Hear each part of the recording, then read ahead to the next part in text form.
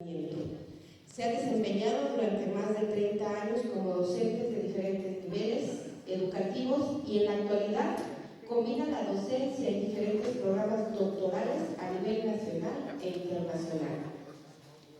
Y cuenta con la licenciatura en Educación Primaria, especialización en Investigación Educativa, maestría en Ciencias de la Educación del ICEM, doctorado en Ciencias de la Educación del Instituto Superior de Ciencias de la Educación del Estado de México en el 2004, doctorado en Ciencias Sociales de la Universidad Autónoma del Estado de México en 2007, postdoctorado en Teoría de la Ciencia de la Universidad de Coahuila en 2014, un curso virtual Teacher en la Universidad de California y una especialización en Blended Learning, Personality, Educación for Students en New Teacher Center. Son algunas de sus preparaciones, maestros, y pues nos sentimos honrados, doctor, de que nos acompañe en esta ocasión ante este nuevo paradigma, ¿no? Este nuevo modelo que tenemos que llevar a cabo, que de nuevo puede tener el nombre, muchos ya hemos vivido esas experiencias, trabajar con proyectos, trabajar con campos, pero pues lo escuchamos a ustedes, el experto. Muchísimas gracias, Lupita, que le agradezco mucho la invitación. Indiscutiblemente agradezco muchísimo a la maestra José que me permite estar con ustedes, reconozco mucho su liderazgo, he trabajado ya con algunos de ustedes, muchísimas gracias, maestra, por este espacio que me brinda, y gracias a todos ustedes por la atención que en este momento me brindan y por permitirme estar en esta fase intensiva que seguramente va a ser muy provechosa, porque también reconozco el trabajo y el liderazgo de muchos de ustedes. Tenemos amistad de hace muchos años con algunos de ustedes y sabemos todo el empeño y el profesionalismo que marcan en su trabajo. Entonces, con su permiso, voy a iniciar con esto que hemos preparado, que me solicitó la maestra Lupita, relacionado con las características generales del Plan de Estudios 2022. Como todos ustedes saben, hace algunos meses, más o menos unos 5 meses, empezó a socializarse una propuesta de trabajo, que seguramente la hemos revisado, la hemos visto en algunos momentos que se han trabajado por diferentes colegas, es decir, se ha venido cayendo de un lado para otro. Aún no se maneja como oficial, ese es un hecho. Simplemente se ha socializado, pero no hay nada oficial. Y es todavía lo que estamos trabajando. Esperemos que ya en este mes, el siguiente, ya se dé a conocer como primera propuesta oficial. Sin embargo, ya hay rasgos muy importantes que caracterizan esto que se conoce como la nueva escuela mexicana y que seguramente ustedes ya también atinadamente lo han venido manejando. Por ello es que voy a trabajar la síntesis de las características generales tanto de este documento como de otro que en otros momentos se los voy a dar a conocer, que es básicamente la idea del marco curricular y plan de estudios 2022 de la educación básica mexicana. De aquí es donde voy a obtener algunos de los aspectos esenciales y voy a comentar otros, porque como ustedes podrán apreciar, este documento, que es muy extenso, ya define cuáles son esos aspectos con los cuales estaremos trabajando en los próximos años. Me parece, para su mejor opinión, que siempre es respetable y acatable, me parece que lo importante es que estamos ante una propuesta de transformación. Y esto es importante porque lo que tenemos que hacer, y es algo que he venido manejando en diferentes ámbitos, ahora tenemos que desaprender muchas cosas que ya habíamos aprendido. Pero también reaprender implica muchos retos, implica de alguna manera que nos vamos a enfrentar a miedos, a temores. El día de ayer, dando una conferencia en Colima, precisamente una maestra eso me decía: tenemos miedo de lo que viene, porque implica muchos cambios, y el principal cambio, ¿saben cuál es? El cambio de mentalidad. Y a veces no se logra conseguir. Por eso siempre les digo, vamos a partir de una actitud relacionada con el desaprender para poder reaprender. Y en ese sentido, lo que este marco curricular ha venido planteando son aspectos concretos de desarrollo de trabajo que implican tres elementos importantes, que son la base del fundamento filosófico, sociológico, pedagógico y epistemológico. El fundamento que seguramente ustedes ya han revisado y que es uno de los que más se repite en los diferentes documentos que se han estado exhibiendo, es aquel que se relaciona con lo común.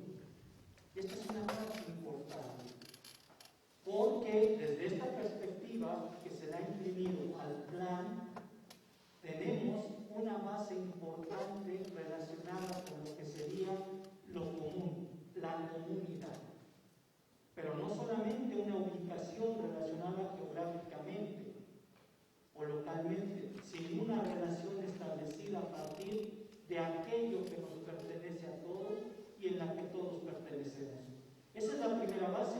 Por eso, lo que sería el fundamento estaría en lo que implica un aprendizaje transformacional. Y ahí está uno de los aspectos importantes, transformar. Y me parece, ya lo decía la maestra Susana, me parece que cuando se hacen estas cosas, pensando en el otro, rescatando la esencia de mi práctica con amor, transformamos todo lo que se puede. Den un poco de amor y les aseguro que se transforma el mundo. Y esa es la base con la que se está trabajando. A partir de ello, de lo que es lo común, lo que es la comunidad, viene la otra parte que es muy importante, un aprendizaje basado en la comunidad como propuesta metodológica. Hay que rescatar la esencia de las comunidades. Toda esta región es riquísima en creencias, en saberes, en sabiduría, en conocimiento. Imagínense todo lo que podemos rescatar de estos espacios comunitarios en los que nosotros nos desenvolvemos.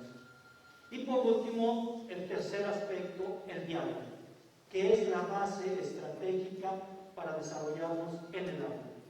Y esto tiene que ver sobre todo con un aprendizaje que ya no está definido como antes lo hacíamos, directamente o verticalmente, sino sobre todo un aprendizaje que implica reconocer al otro, implicarse con el otro y apoyar al otro a que se transforme.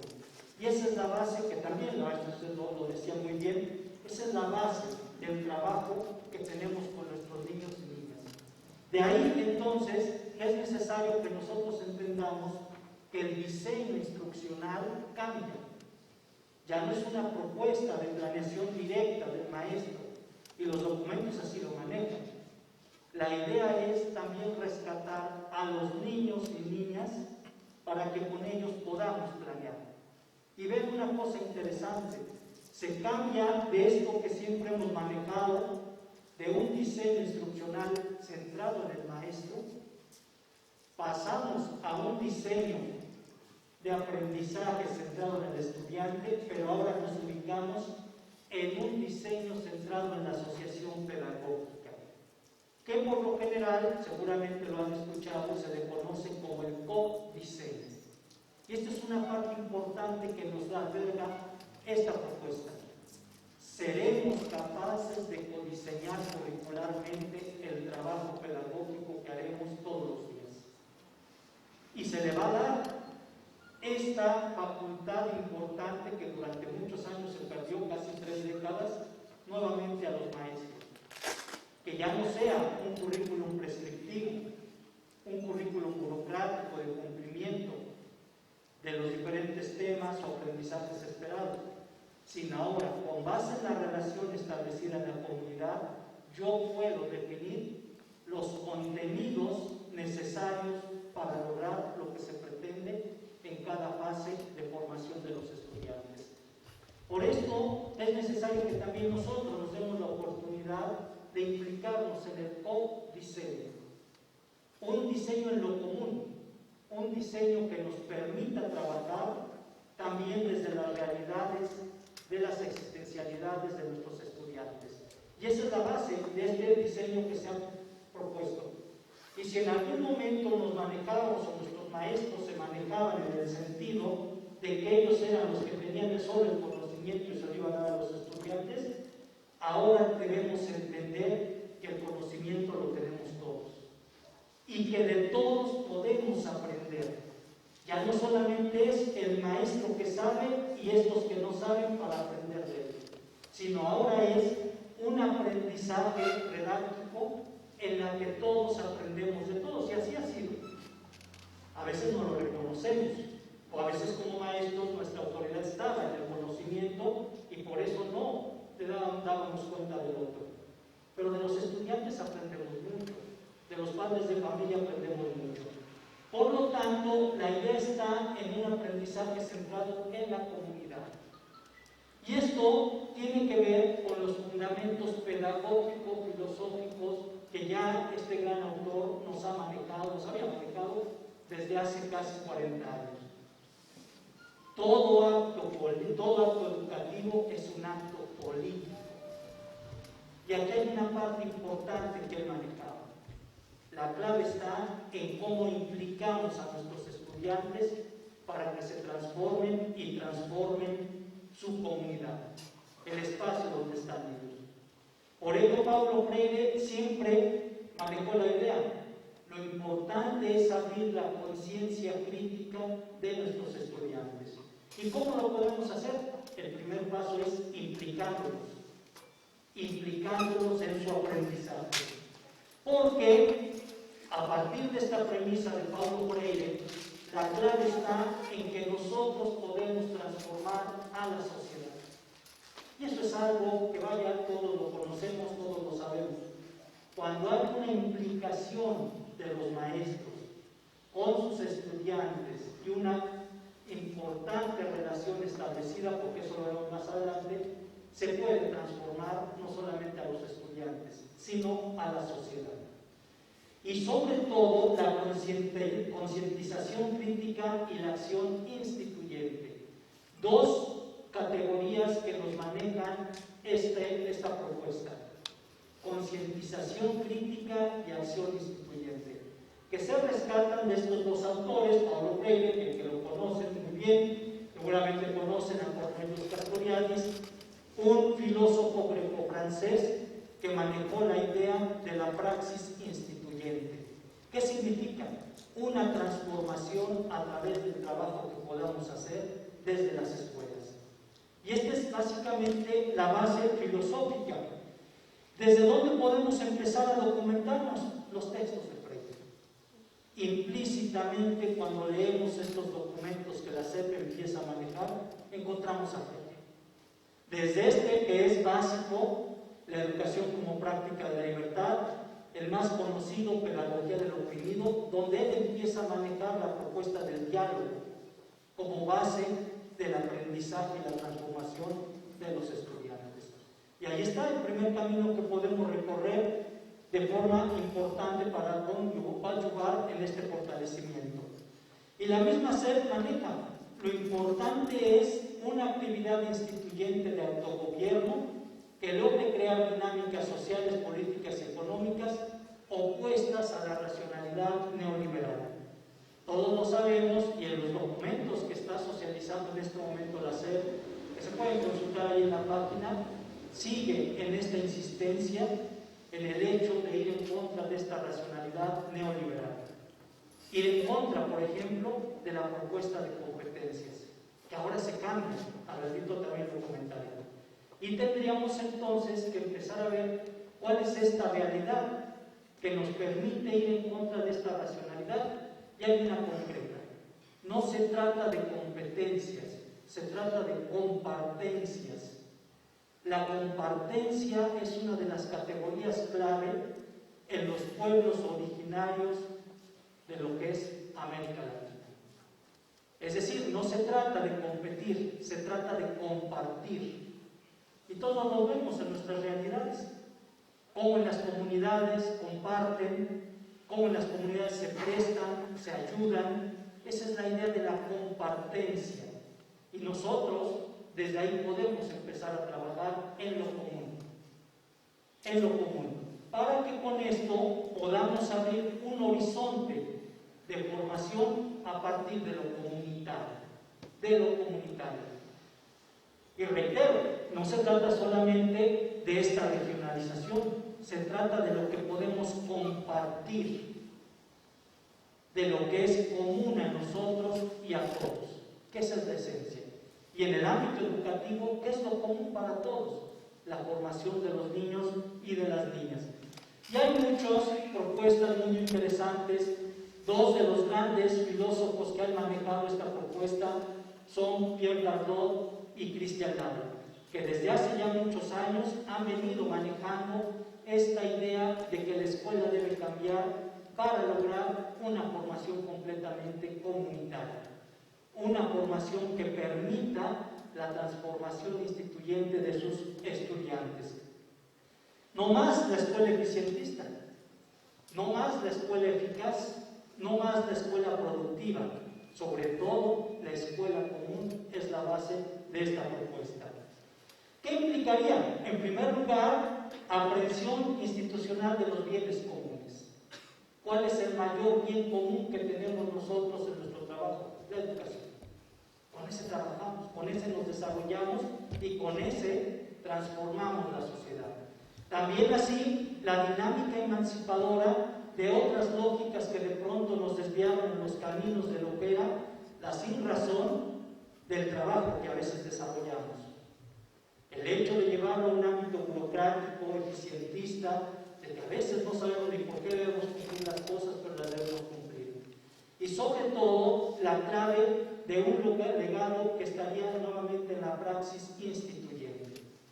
¿Podemos transformar el mundo? Claro que lo podemos transformar. Diría el mismo Paulo Freire, la educación no cambia la sociedad, pero la educación cambia a aquellos que van a hacer los cambios en la sociedad. Y ahí está la clave. El potencial talento que tenemos con los estudiantes es infinito. Por ello la clave está también en el autogobierno. Y ya lo veremos cuando analicemos a fondo el papel del maestro desde una perspectiva de autogobierno. Y esto nos puede implicar, sobre todo porque rehace todas las estructuras de procesos que hemos venido manejando en las últimas décadas. Partimos de que somos sujetos instituyentes. Lo instituido lo podemos cambiar si no hay un problema. Y esa ha sido siempre la lógica y la dinámica dialéctica del trabajo que hacemos en nuestra vida. Y no se necesita tener mucho conocimiento en ello. Yo siempre les digo, mi mamá siempre fue dialéctica, porque cuando vio que mis zapatos ya no me quedaban, pensó en comprarme otros de otro tamaño.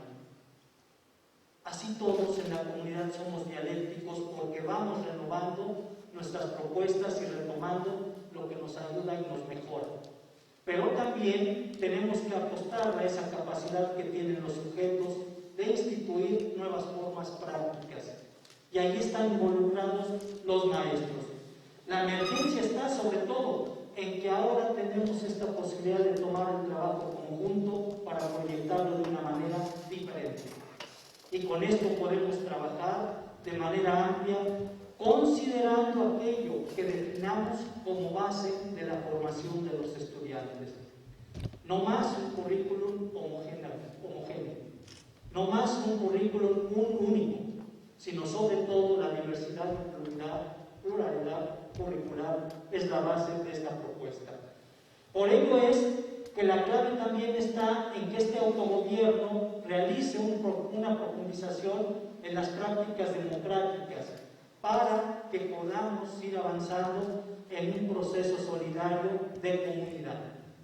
Ahora la idea es enlazarnos nuevamente pensando en que todos podemos salir adelante. Posteriormente tendríamos el fundamento pedagógico y ya les decía, la clave está en la teoría del aprendizaje transformativo, que esto ya en el ámbito práctico, como docentes, ustedes, como líderes de los maestros, seguramente tendremos que implicarnos en el conocimiento de estas propuestas que permitan transformar no solamente la vida de los estudiantes, sino la vida comunitaria en la que se desenvuelve. Por lo tanto, lamentablemente, no hay mucha bibliografía al español sobre estos procesos, pero ahora ya es muy fácil meter el libro al traductor en la web y nos los traduce sin muchos errores. Entonces no hay una limitante en ese sentido. Pero ahí está el fundamento pedagógico concreto. ¿Qué implica esta idea de aprendizaje transformativo? Ya lo decíamos, sobre todo la idea autoinstituyente, de autogobierno. Implica considerar el fomento de las nuevas formas de pensar y comportarse. Imagínense, y esta va a ser la primera lógica a la que nos vamos a enfrentar, que de pronto le digamos a los estudiantes: ¿qué quieres aprender? Seguramente no nos van a decir, porque siempre nos hemos manejado en la idea de que es usted como maestro quien me dice qué debo aprender. Pero entonces tenemos que abrir este aprendizaje transformativo. Y ellos deberán poco a poco irse comprometiendo con esta base. Como maestros tenemos sobre todo este reto: pensar que ya no vamos a enseñar. Y esta es una clave importante, que ya muchos lo han venido manejando. El maestro ya no enseña, el maestro comparte conocimiento. Por eso es que se maneja un diseño instruccional completamente diferente. Las planeaciones deben cambiar de manera radical. Ya no este formato que a veces solamente se llena para cumplirle al director, cumplirles a ustedes como supervisores, sino un formato dinámico que permita la participación y el codiseño de los estudiantes. Y eso apunta precisamente esta idea del aprendizaje transformativo que lo maneja ahí el documento. Pero esto también nos va a implicar, sobre todo, un desarrollo de lo que sería la base del aprendizaje en la comunidad. Que ya les decía, tenemos también que ver a la comunidad como fuente de saber y de aprendizaje. En algunos momentos la escuela se cerró a las comunidades. La escuela trabajaba para la escuela, trabajaba para dar cuenta de los procesos, pero en el interior de la escuela. Ahora la clave está basarnos en la comunidad. Y también como fundamento metodológico hay ya muchísima bibliografía para rescatarse sobre ella. ¿Cómo puedo trabajar considerando a la comunidad como fuente de saber y de aprendizaje? Y esto nos abre también la idea. La propuesta curricular que se va a manejar ya no implica ser tan directiva. Ahora el mejor contenido se va a extraer o se va a obtener de lo que es la vivencia cotidiana en comunidad de los estudiantes. Y esto también implica un cambio muy fuerte en nuestra mentalidad en lo que significaban las reformas curriculares. A partir de ello, pues tenemos la estrategia didáctica, el diálogo. El diálogo, que ahora ya ustedes lo ven, y al final cerraré con ello, el diálogo como base para poder aprender. Ya no es el maestro que enseña y el otro que aprende.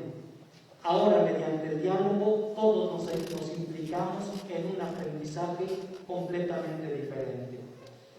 Y esto se ha venido ya trabajando desde hace muchos años. El mismo Paulo Freire, en su libro de la pedagogía del oprimido, esa es una de las bases categoriales que trabaja mucho. Y seguramente han leído esta pedagogía del oprimido porque es base como docente siempre considerarla. Está este libro que es muy interesante también de este autor español Ramón Flecha, donde maneja la idea de cómo podemos aprender a través del diálogo. Mucha bibliografía en inglés, pero sobre todo en esta propuesta que Finlandia también viene manejando. Mucho de lo que nos deja este marco curricular 2022 es atraído de la propuesta finesa de la reforma que tuvieron a partir de 2014. Me parece que ahí se fijaron para reestructurar muchas cosas. Y la estrategia de trabajo en esta reforma finesa tiene que ver con el diálogo. Y aquí pongo más bien uno de los textos base que los maestros consideraron para replantear su propuesta curricular en Finlandia. Entonces, ahí está otra de las bases con las que vamos a trabajar. El diálogo incluye aspectos relacionados con la actuación de las personas fuera y dentro de la escuela. Primer aspecto, formamos para que actúen fuera de la escuela. Ya no dentro de la escuela, ya no para responder exámenes, que es algo que al ratito veremos con evaluación, sino sobre todo en la idea de las relaciones que establecen en su comunidad, y esto implica trabajar a partir de proyectos que transformen social y culturalmente los entornos escolares. Y ahí está la estrategia básica, el trabajo por proyectos. El trabajo por proyectos comunitarios, que ahorita más adelante trabajaré sobre ello. Por lo tanto, aquí la clave está en la implicación de todos los miembros de la comunidad. Sabemos que los padres de familia lo que a veces hacen es dejarnos a sus chicos, a sus niños, y a veces la escuela se convierte en guardería. Ahora, la estrategia de trabajo y de diseño hace que los padres de familia tengan una implicación importante en estos procesos. Y los proyectos transversales comunitarios se han venido también desarrollando en muchos países. El principal, Finlandia, aunque ahí le llaman fenómenos. Pero podríamos decir, en lo general es exactamente lo mismo que ahora se pretende con esta propuesta. Singapur tiene una propuesta menos enseñanza, más aprendizaje, con la cual ha logrado uno de los grandes milagros educativos, porque a través de sus propuestas de formación en las escuelas, ustedes saben cómo es Singapur en la actualidad, ha logrado éxito social, cultural y económico. Entonces también podemos echar una mirada a lo que está haciendo Singapur en estos momentos. Y a partir de esta propuesta de proyectos transversales con diferentes presentaciones, pues es como este marco curricular nos presenta la idea del proyecto. La idea del proyecto como base de trabajo. Y nuevamente, perdón, aquí por alguna razón se regresó. Aquí está. Y nuevamente, lo importante es este aprendizaje basado en proyectos, con una esencia muy concreta. El proyecto debe ser comunitario. No hay proyectos escolares, es decir, todo proyecto debe tener un impacto extraescolar. Por lo tanto, la esencia estaría en el aspecto comunitario. ¿Qué elementos puede tener un proyecto? Estos son los elementos clave con los que se puede trabajar un proyecto. En primer lugar, el contenido, les decía. El contenido se rescata de lo que los estudiantes viven en su vida comunitaria. De ahí hay que rescatar los temas. Ya no hay temas definidos. Los temas deben ser rescatados de lo que nosotros estamos viviendo y compartiendo con los estudiantes. A partir de ello viene uno de los elementos que cambia la lógica de lo que es el aprendizaje. Porque ahora el aprendizaje ya no va a desarrollar competencias, va a desarrollar capacidades. Que esta es una esencia importante. Ya no va a ser esta lógica que teníamos de la competencia, que incluía conocimientos, procedimientos y valores o actitudes. Ahora la idea es desarrollar capacidades. ¿Qué implica una capacidad? Implica todos los elementos que el estudiante puede mostrar en el desenvolvimiento en su comunidad a través de creencias, inclusive cuestiones de fe, inclusive saberes, inclusive aquello que la comunidad mantiene como base o como su principio de unidad. Todos lo sabemos, por ejemplo, en las fiestas del pueblo los chicos se nos desaparecen. Las fiestas patronales son la esencia básica en un momento determinado de la comunidad. Y así diferentes aspectos. Todo esto es la idea de capacidades que en otro momento podemos desglosar. Ya con esto hay que ponerle un propósito al proyecto, un producto final y temporalidad. Un proyecto se puede trabajar en promedio de 4 a 8 semanas en promedio. Entonces son proyectos, podríamos decir, a mediano plazo. Con esto propiciar la multidisciplinaridad. Ustedes saben bien que la idea, al igual que Finlandia, es desaparecer las asignaturas porque era un conocimiento balcánico, era un conocimiento disciplinar y sobre todo separados unos de otros. Pero nosotros les podemos dar los recursos y materiales digitales. Los materiales, el material didáctico, recuerden, es aquel el que nosotros diseñamos con el fin específico de lo que se necesita para que el estudiante aprenda. El recurso didáctico es el que otros diseñaron, a lo mejor no con el fin de que los estudiantes aprendieran, pero lo que lo podemos utilizar. Y una última base, las rúbricas de evaluación, que en un momento voy a retomar. A partir de ello, podríamos decir que son los elementos generales de esta nueva propuesta, que se socializó hace unos 4 o 5 meses. Pero viene la que recién se acaba de socializar, que todavía, les decía, nos deja muchas dudas por las formas como se ha venido presentando. Sin embargo, pues es algo que ya se está socializando y con lo que debemos trabajar. Y aquí es donde voy a empezar a desarrollar esta parte relacionada con este documentito que ya compete básicamente a educación básica. Ya lo decíamos, la nueva escuela mexicana conlleva estas 9 características a partir de este documento. En primer lugar, la dignidad humana. La dignidad humana es la base desde la cual podemos empezar a trabajar. ¿Qué implica esta idea de dignidad humana? Todos lo sabemos. Terencio decía: soy humano y de lo humano nada me debe ser ajeno.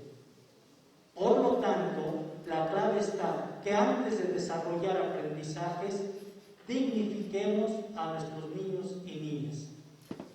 ¿Qué implicaría dignificar, propiciar una formación que le dé, sobre todo, bienestar, o como algunos autores lo manejan, bien ser estar? Y lo decía la maestra Susana: hagamos a nuestros niños felices. Esa es la clave. Esa es la clave. Y aquí lo importante es no tanto el conocimiento podríamos decir científico, de corte cientificista, sino un conocimiento que haga que nuestros niños disfruten. Y ya lo veremos cuando analicemos, por ejemplo, los otros elementos, la parte de la recreación. Segundo, la formación de una nueva ciudadanía, que, como ustedes pueden apreciar, tiene tintes completamente sociales, de coadyuvancia democrática, pero una verdadera democracia. Los derechos humanos, donde todos nos vamos a implicar de manera muy fuerte, ¿sí? Respetándolas en sus derechos básicos, en sus derechos esenciales y los de impacto social. El desarrollo de capacidades, que aquí está la base o el núcleo del trabajo que haremos. Una vida digna.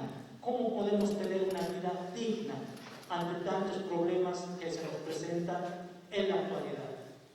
Es decir, una vida que tenga un bienestar, un buen trato hacia los niños y un derecho a estar bien.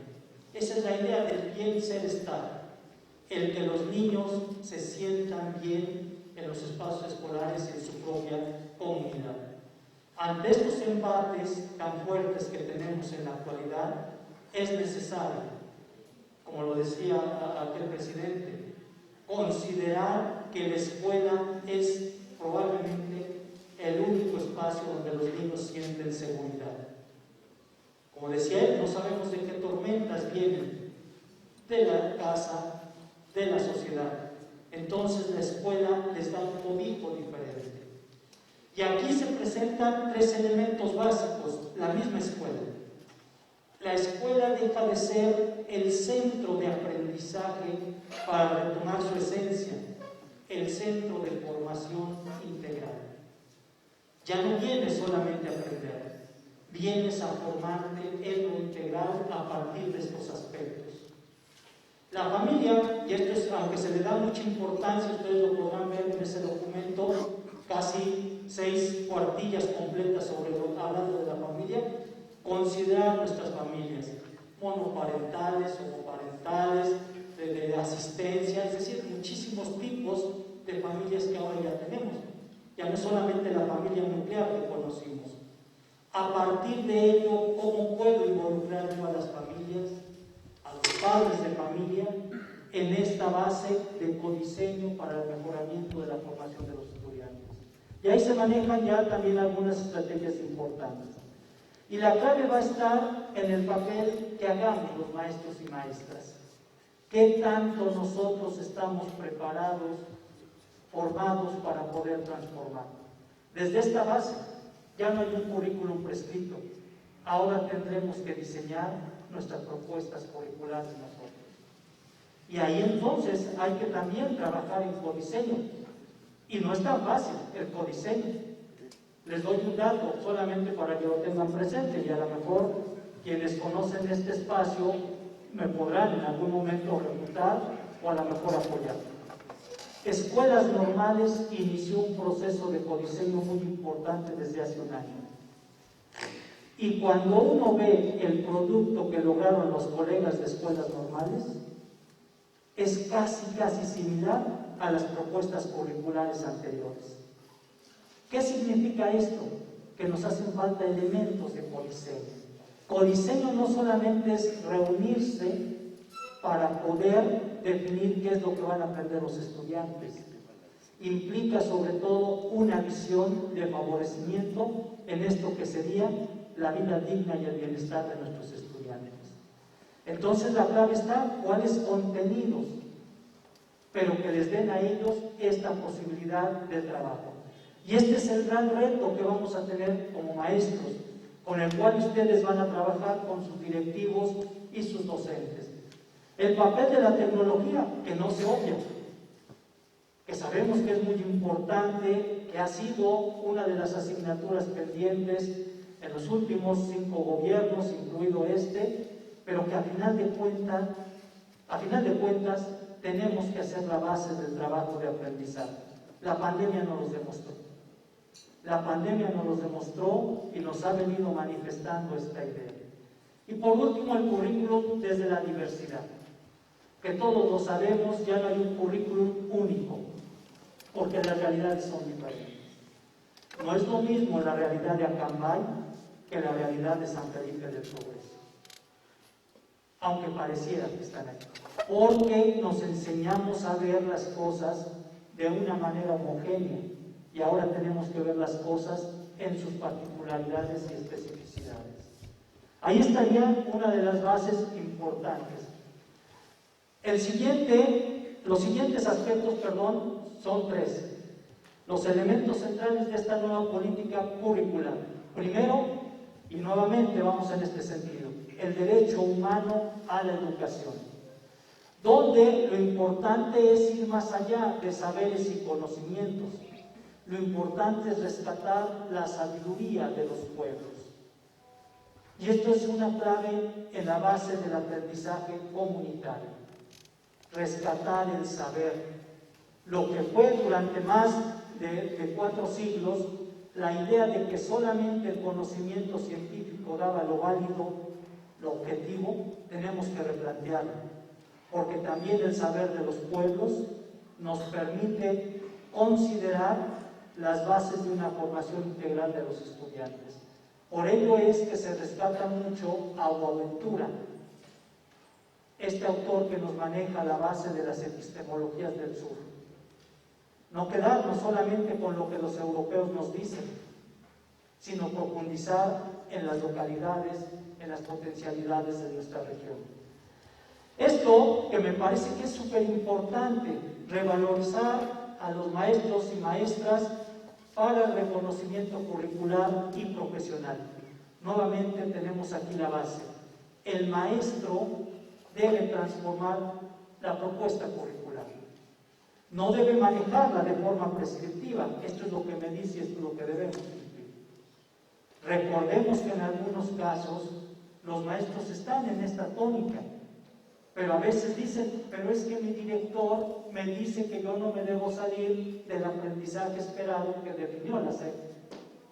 Y cuando trabajamos con directores nos dicen, es que nuestro supervisor nos maneja que debemos estar trabajando sobre lo que la SEP definió y que no puedo dar de alta otro contenido.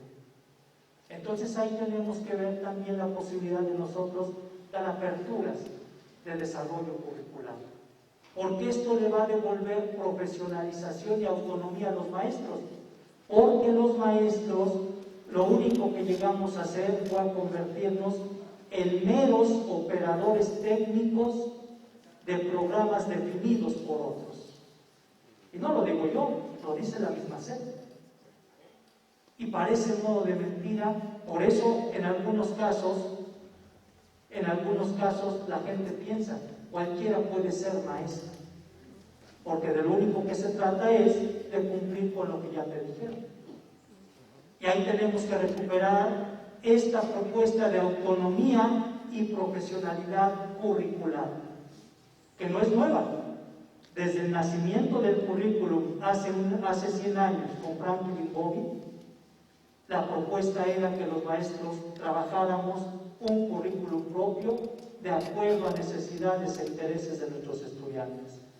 Que después se vino toda esta avalancha empresarial donde debemos cumplir con lo establecido, bueno, es otra cosa.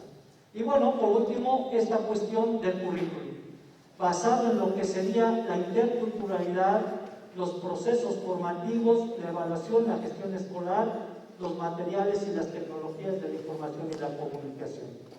Una propuesta que nos debe a nosotros permitir renovar las bases formativas de trabajo. 3 fundamentos más que nos maneja esta propuesta. La comunidad como núcleo de los procesos educativos. Y nuevamente insistimos, les vuelvo a repetir, y si ustedes lo pueden apreciar ahí en los documentos, este es el término que más se repite en las propuestas, lo común y la comunidad. ¿Qué implica? Sobre todo, y aquí viene la clave importante del trabajo que ahora los maestros tendremos que hacer, a partir de nuestras realidades contextuales, definir los contenidos. Definir los contenidos considerando las condiciones específicas del territorio, el tipo de escuela y la diversidad estudiantil. Y esto sobre todo para poder establecer esta relación escuela-comunidad. Siguiente aspecto, el aprendizaje como un hecho histórico contextual. Y la crítica es muy fuerte en lo que se manejan en los documentos. No solamente es la repetición de un aprendizaje para pasar los exámenes, PISA, Planea o los estandarizados que se manejan en las escuelas, sino sobre todo un aprendizaje que pueda darle a los estudiantes información, pero también formación. Que no sea repetitivo, sino que sea construido por ellos mismos. Y el último aspecto que es básico, la evaluación de los aprendizajes. Como ustedes saben, desde 2011 se volvió a retomar la esencia de la evaluación formativa. Y ya hemos venido trabajando. Algo que se había quitado en los años 90. Y creo que de evaluación formativa me parece que ustedes tienen ya muchísimo de conocimiento. Se vuelve a insistir en la idea de que evaluar no es calificar, aunque a veces pareciera ser que el sistema educativo se define a partir de las calificaciones. Entonces, nuevamente, ¿cuál va a ser el papel de nosotros como supervisores? ¿Tener el control estadístico o dar posibilidades de una formación diferente en la evaluación? Y les doy un ejemplo. ¿Qué sucedió cuando al final del ciclo la SEP dijo ningún estudiante reprueba, mínimamente debe tener 6? Muchos docentes nos paramos de pestañas, permítanme la expresión. ¿Cómo es posible? Aquel que no cumplió, aquel que ni conocí, aquel que no vino va a tener 6. Porque estamos en una lógica de la calificación. Pero debemos recuperar la lógica de una evaluación para ayudar. El mayor autor de la evaluación formativa es Benjamin Bloom. Y es uno de los que menos se repite, o menos se conoce. A veces al que más llegamos a conocer es a Pedro Ravela. Aunque seamos honestos, Pedro Ravela no dice mucho sobre evaluación formativa. Tenemos que ir a las bases del trabajo de evaluación formativa. Y Benjamin Bloom, que fue el que detonó toda esta propuesta de evaluación formativa, tenía un argumento muy importante, y él decía: con un poco de ayuda y más tiempo, todos los alumnos pueden llegar a tener 10. Y esa es la base de la evaluación formativa. Te evalúo para ayudarte, te evalúo para reconocer tus errores de deficiencias y apoyarte mediante lo que es el feedback o la retroalimentación a que puedas superarlos. Entonces aquí se nos plantea, y también ustedes lo podrán ver en el documento, un ámbito de desarrollo diferente a lo que entendimos por años sobre lo que es la evaluación. Por eso la clave es, si trabajamos, y esto es algo que los maestros deben definir, si trabajamos la evaluación formativamente, ningún alumno reprueba. Ningún alumno reprueba. Entonces hay que definir procesos en los cuales ya no se busque la reprobación como base de la evaluación. Recuerden que cuando calificamos, clasificamos. Cuando clasificamos, seleccionamos. Y cuando seleccionamos, excluimos. La lógica de las calificaciones nacieron para excluir a aquellos que supuestamente no eran aptos. Y esta lógica es la que hemos venido arrastrando durante años. Hay maestros que piensan que el mejor alumno es el que tiene 10, y a veces ese puede ser nuestro peor alumno. El problema es la lógica desde donde entendamos estas ideas de evaluación. Y sobre esto también tendremos que empezar a trabajar. Y voy cerrando con esto. La estructura curricular a partir de los famosos ejes articuladores. Hay siete que ustedes pueden apreciar aquí. El primero, la interculturalidad crítica. Su mismo nombre lo dice. En lo común tenemos que reconocernos diferentes. Y para ello debemos crear una lógica crítica de conciencia de lo que hemos venido manejando. Para esto nos debe ayudar el diseño y creación de un pensamiento crítico, tanto en docentes como en estudiantes. Este pensamiento crítico que nos apoye a vislumbrar nuevas formas de entendimiento y sobre todo de diferenciación con los otros. Por ello es que se ha venido trabajando mucho esta idea de la inclusión, que también está ahí planteada como un tercer eje. Todos y todas tenemos las mismas posibilidades. ¿Y quiénes no? Para eso estamos nosotros como docentes, para apoyarles, para ayudarles. Lo importante es la equidad, no la igualdad. Entonces, siendo justos en esta idea de justicia social, tenemos que apoyar a quien más lo necesita.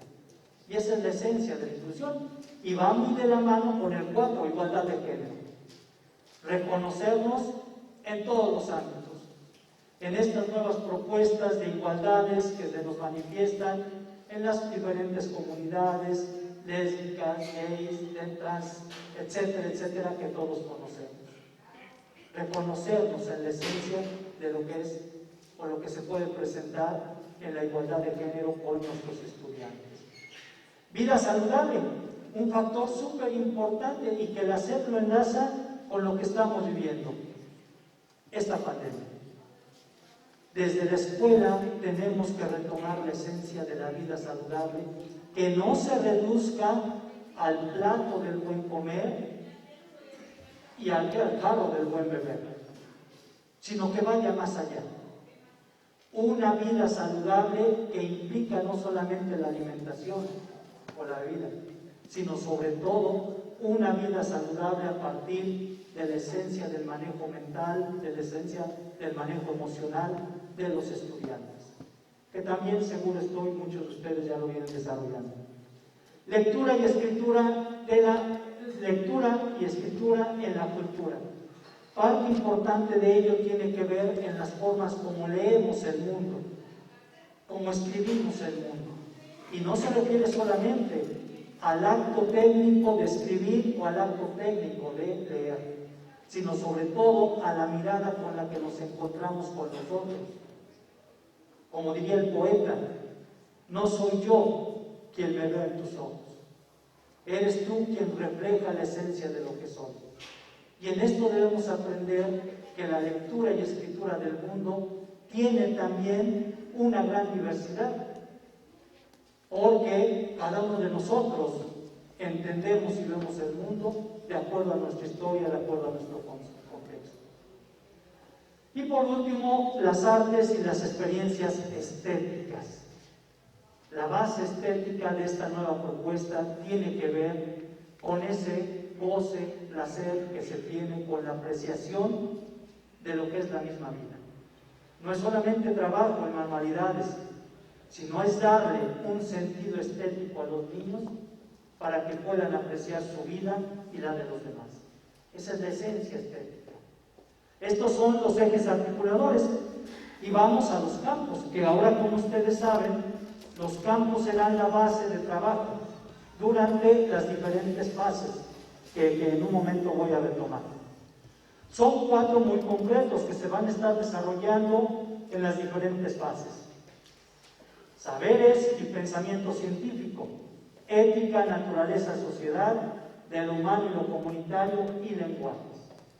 Estos campos formativos lo que buscan es romper la lógica de las temáticas, de los contenidos aislados.